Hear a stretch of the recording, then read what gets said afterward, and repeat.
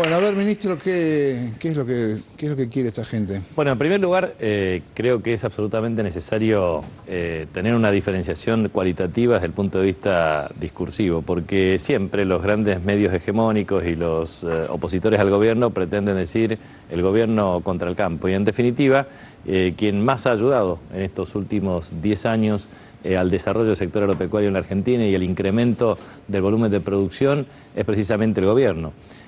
Vamos a tomar algunas consideraciones básicas. Si uno toma obras viales y de infraestructura, son aproximadamente 15.000 millones de pesos.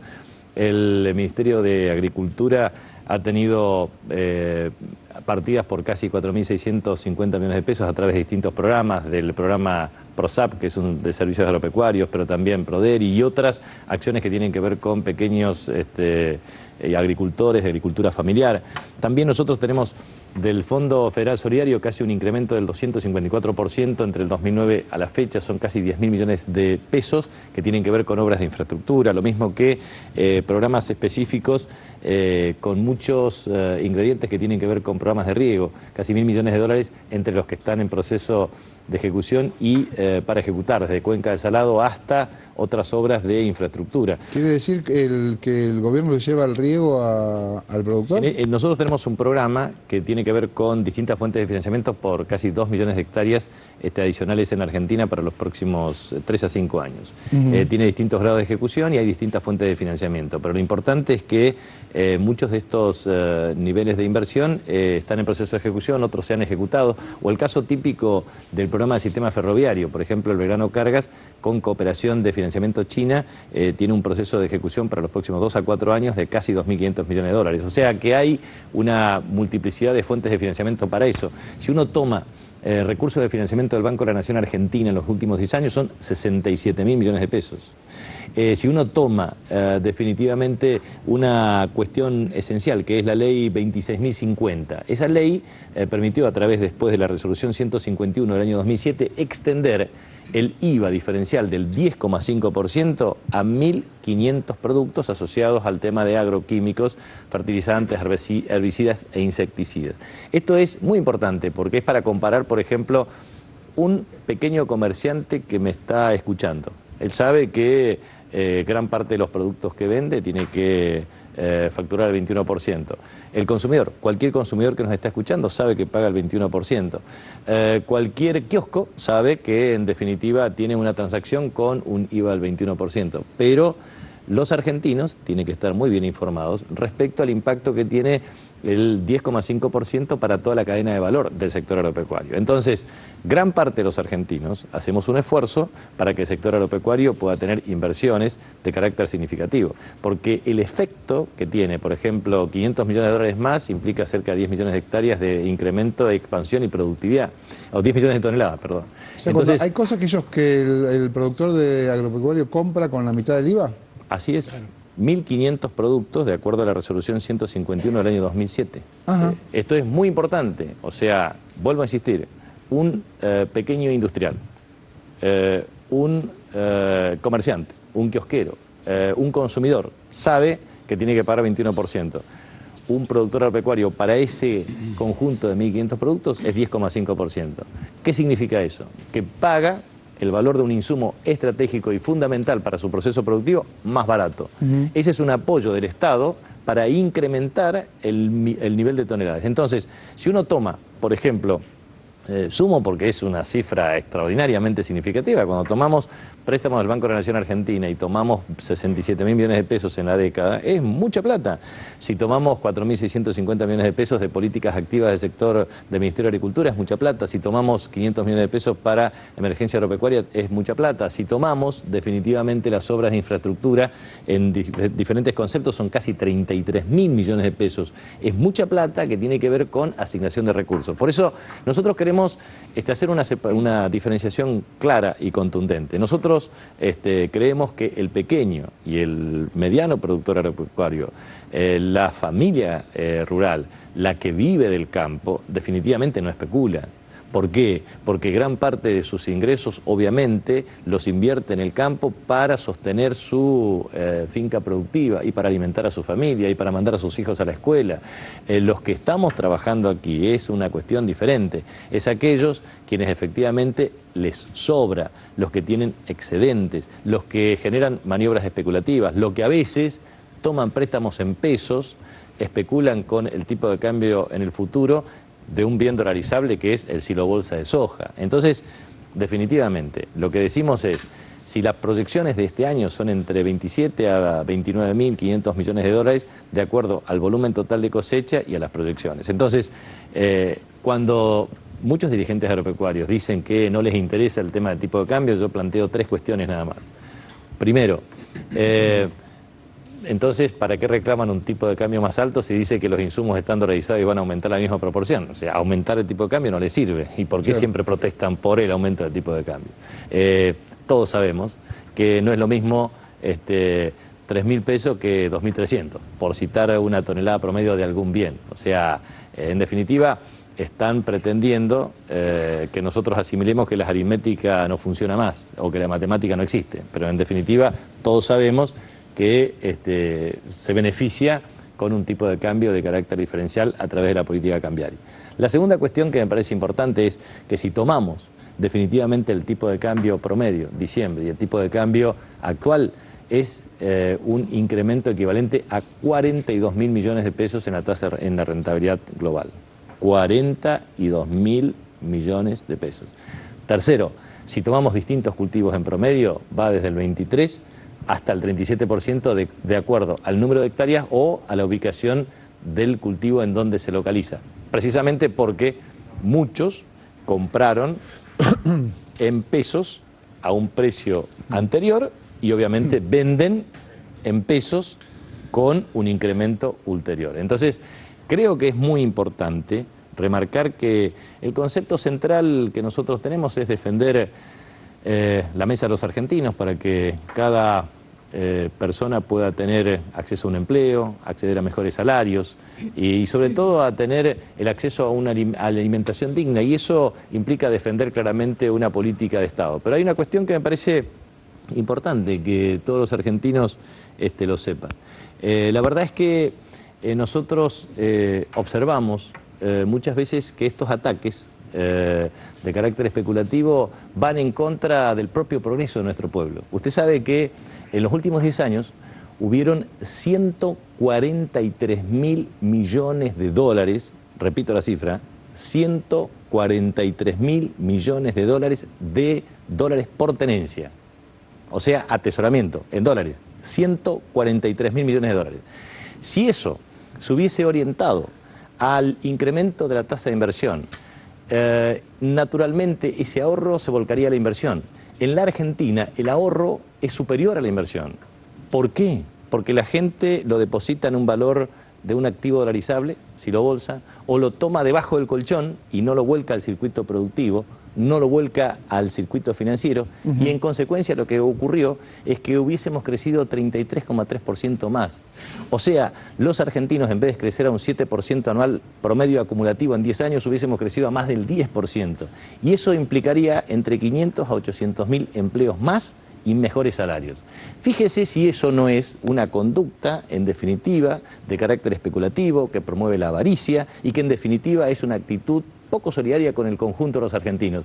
Porque muchas veces son esas mismas personas que después, en la mesa de un bar, en el programa de televisión o en cualquier mensaje de Twitter, nos atacan a nosotros porque dice que no tenemos un plan integral desde el punto de vista económico. Entonces, la pregunta que yo les hago a todos los argentinos es, si todos tuviéramos una actitud constructiva y solidaria, entonces son esos mismos que después dicen que la educación no tiene calidad o que hay hambre y miseria en determinados segmentos de la población. Entonces, nosotros hemos tenido una política, o lo mismo que critican la inexistencia de un plan integral.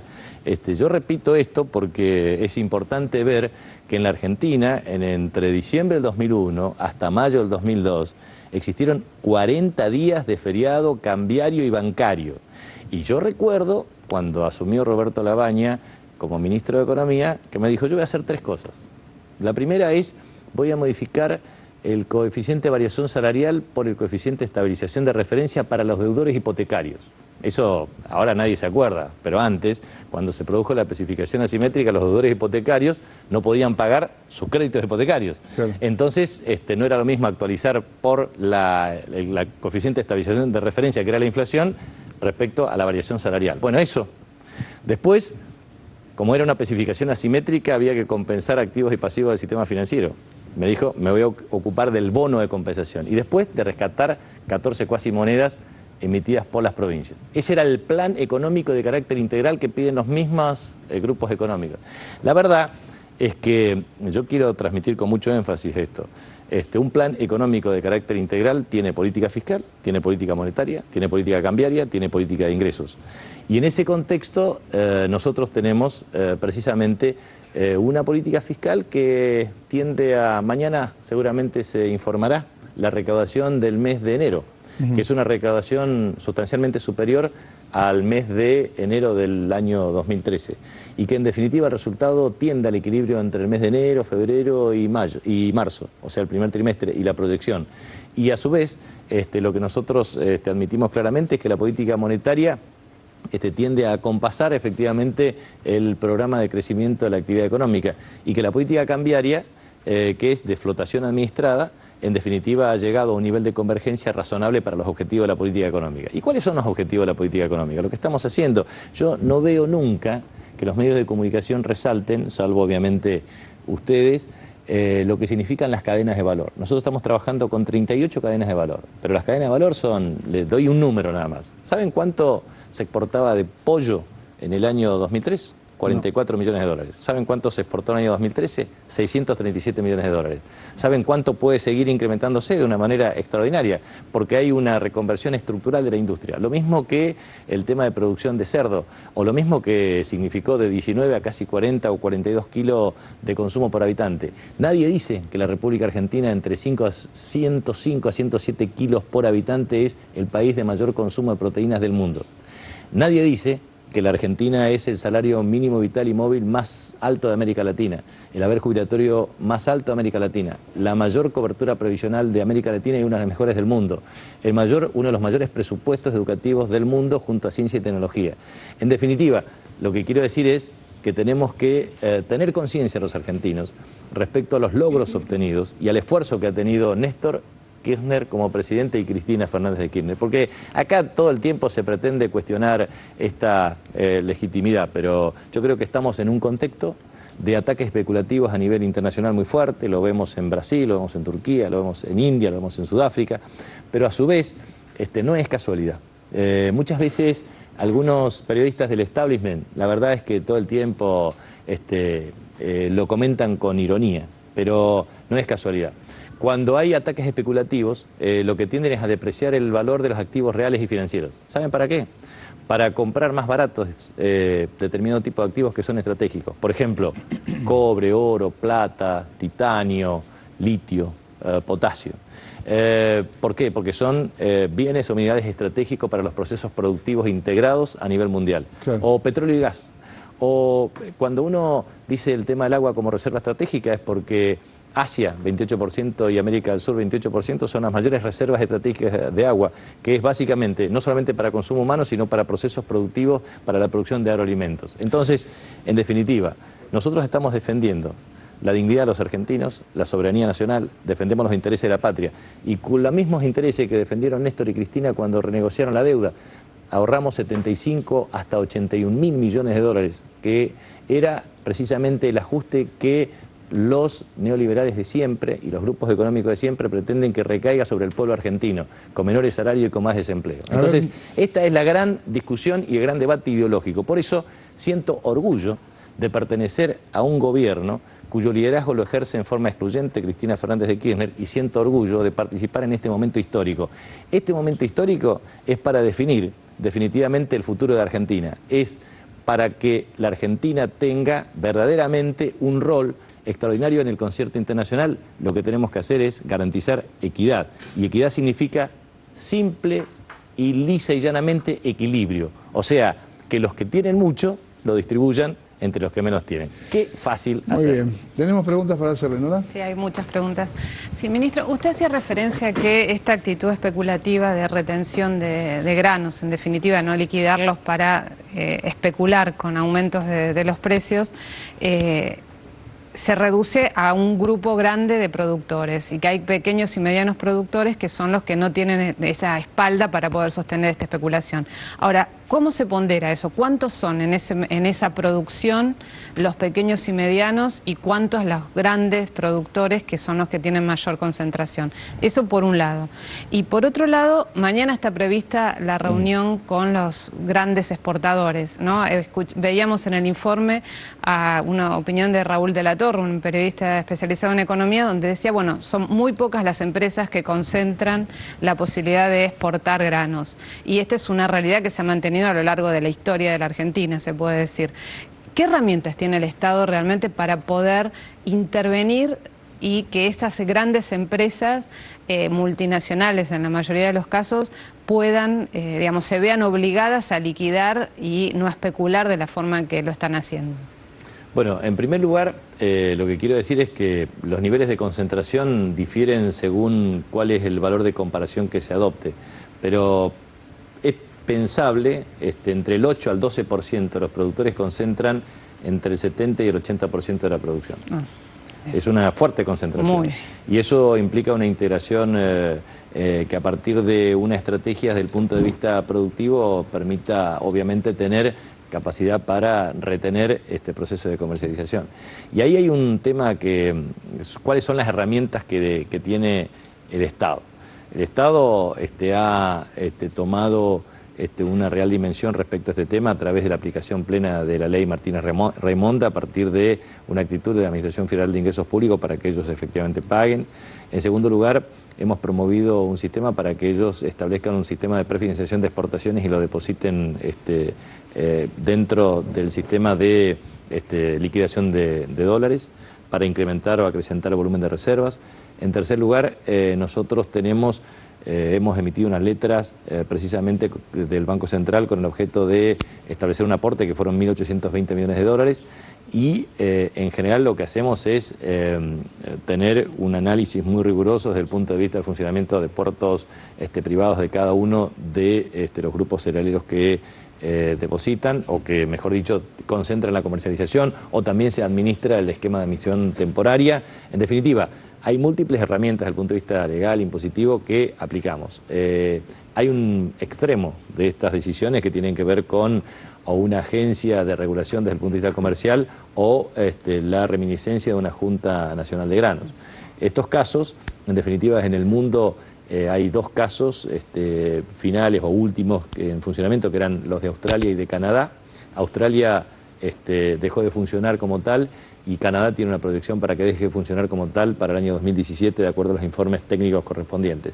Pero en definitiva, lo que nosotros pretendemos es que los incentivos funcionen adecuadamente. Y los incentivos funcionan adecuadamente con la política cambiaria de flotación administrada. Y en ese sentido hemos definido un nivel de convergencia razonable para el cumplimiento de los objetivos de la política económica.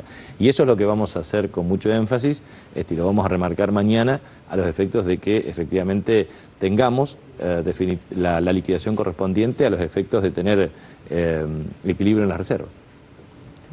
Yo no entendí nada. Yo no entendí. A ver, ¿y en qué? Bueno, te puedo aclarar. ¿Qué son esas normas? La ley Martínez-Raimonda. ¿Qué significa todo eso? Eran deudas que tenían las O sea, ¿de qué manera? Esas Claro. son cosas que presionan para que los tipos vendan. Exactamente. ¿Y Las de qué deudas manera estaban impositivas presionando? que tenían estas empresas, que muchas se negaron a cumplirlas, algunas las cumplieron, otras la incumplieron y actuaron en forma judicial. O sea, y el Estado les dice, bueno, pagame ahora, entonces con lo cual lo presionás para que vendan. Son factores de negociación que tienen que ver con esa gente. Ahora entendí. Sí. ¿Cintia? No, por eso digo, son cuestiones que nos permiten verlo con mucha precisión, porque ahí hay una cuestión que uno advierte. Porque ellos, digamos, son gente que tiene deudas pero no quiere vender, además. Ellos, a ver, cuando uno habla con las empresas, lo que siempre invocan es que el productor que tiene acumulada soja en silos bolsa, en definitiva la retiene. Entonces la primera justificación fue, la retiene porque tiene una perspectiva del tipo de cambio superior al vigente. Entonces nosotros le planteamos claramente. Pero aparte uno piensa que es un tipo que no tiene ninguna deuda, por eso puede tener ahí por eso, a ver, tres cuestiones que me parece que es muy importante para clarificar. Primero, si uno tiene soja acumulado en un silo bolsa, lo que tiene que pensar es lo siguiente, que es ahorro. Sí. No es consumo, porque ¿qué hace un pequeño y mediano productor? Cosecha y vende. ¿Por qué? Para pagar los gastos de cosecha, comercialización y producción, adquiere bienes para su próxima campaña. Ahora, el grande, cuando tiene acumulado un silo bolsa, lo que tiene finalmente es ahorro. Y está ahorrando en un bien cotizable en moneda extranjera. Sí. ¿Está claro? Entonces, si ese bien cotizable en moneda extranjera lo puede volcar al mercado de capitales o al circuito productivo, lo que haría es generar inversión para generar más empleo y más crecimiento del país. Ahora, si lo vuelca, es lo mismo que alguien que tiene dólares debajo del colchón.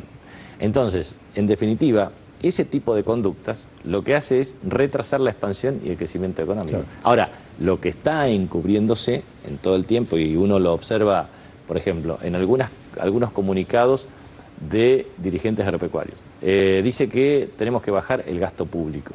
A ver, ¿qué relación tiene liquidación de exportaciones con reducir el gasto público? Ninguno. Sí tiene alguna relación con presionar para disminuir retenciones, en todo caso.